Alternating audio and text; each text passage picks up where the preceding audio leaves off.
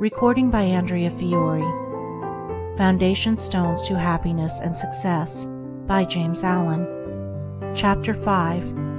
Equal-mindedness. To be equally minded is to be peacefully minded, for a man cannot be said to have arrived at peace who allows his mind to be disturbed and thrown off the balance by occurrences. The man of wisdom is dispassionate, and meets all things with the calmness of a mind in repose and free from prejudice.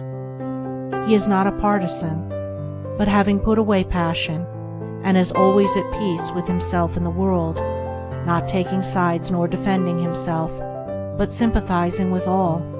The partisan is so convinced that his own opinion and his own side is right, and that all goes contrary to them is wrong, that he cannot think there is any good in the other opinion and the other side. He lives in a continual fever of attack and defense, and has no knowledge of the quiet peace of an equal mind. The equal-minded man watches himself in order to check and overcome even the appearance of passion and prejudice in his mind, and by so doing he develops sympathy for others, and comes to understand their position and particular state of mind.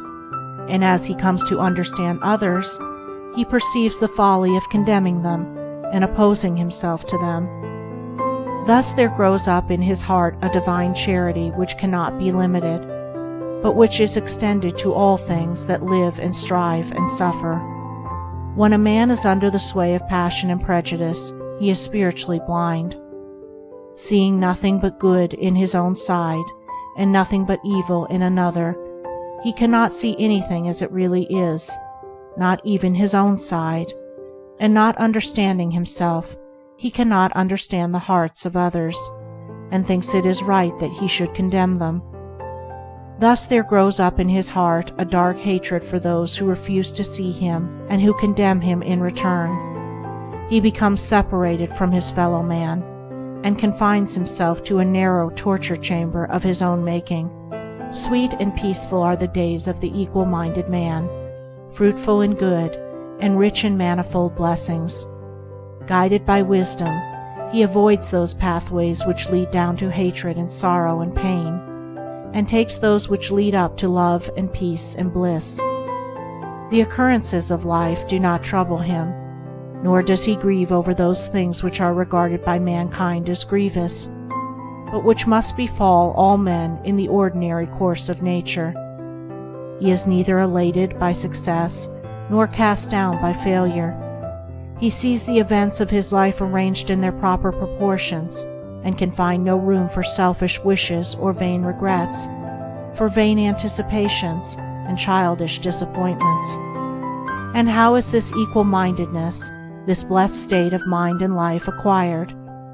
Only by overcoming oneself, only by purifying one's own heart, for the purification of the heart leads to unbiased comprehension. Unbiased comprehension leads to equal-mindedness, and equal-mindedness leads to peace. The impure man is swept helplessly away on the waves of passion.